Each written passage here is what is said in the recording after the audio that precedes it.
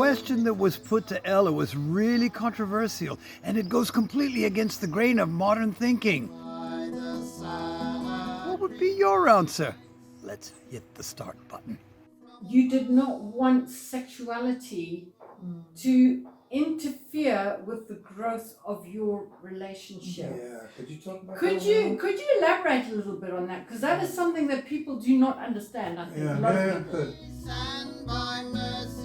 At the end of the day, I think what is more important is how you relate to each other. It's there's more than the physical side of it, which is as sexual relationship. That is an intimate part of your relationship, but it shouldn't be the basis of your relationship. It shouldn't be the foundation. The foundation should be truly.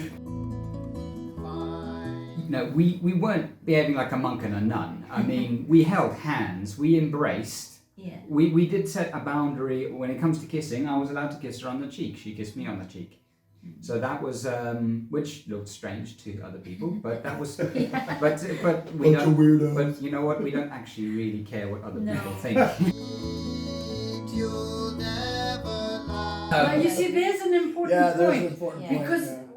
what you do, what you feel is right, should not be dependent on what other people think of you. And I think that is something you need to have, that security in your own personality to be able to walk like.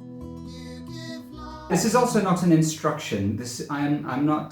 We are not advocating that because we chose not to kiss on the lips that every couple should not kiss on the lips. If your relationship is inclined towards such, then I would say go for it. But it's up to you to define what those boundaries are. Yeah, I'll never forget, Ela, when I talked to you some years ago and I asked you about this question, you said, well, we didn't want to confuse the issues.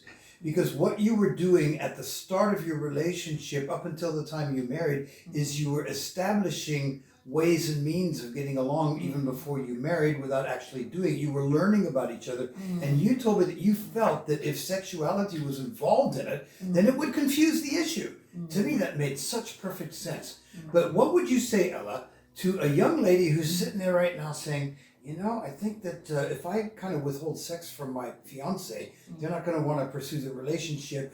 I think I need to give him that. What would you say to a woman who's trying to wrestle with this?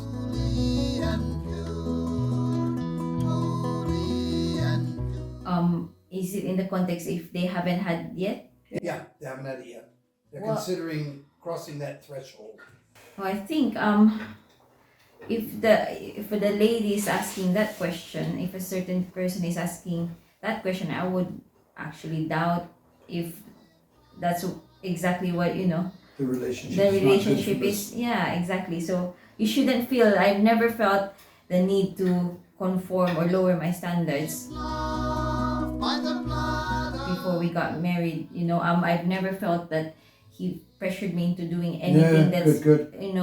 that's gonna lower my standards. Okay. And if that's how this lady feels, then I'd say they'd have to really pray hard and see if sometimes it could be that this person is not the right person for her, because it means that she doesn't feel like she's she needs to conform to having sexual relations. If that's the basis, it's the wrong basis. Yeah. Well, it is, yes. So I would say that she needs to really pray hard and ask God for wisdom if this is the way she wants the relationship to pursue. What to say, just what to say. You give life. Well, that was such a clear answer and with irrefutable logic.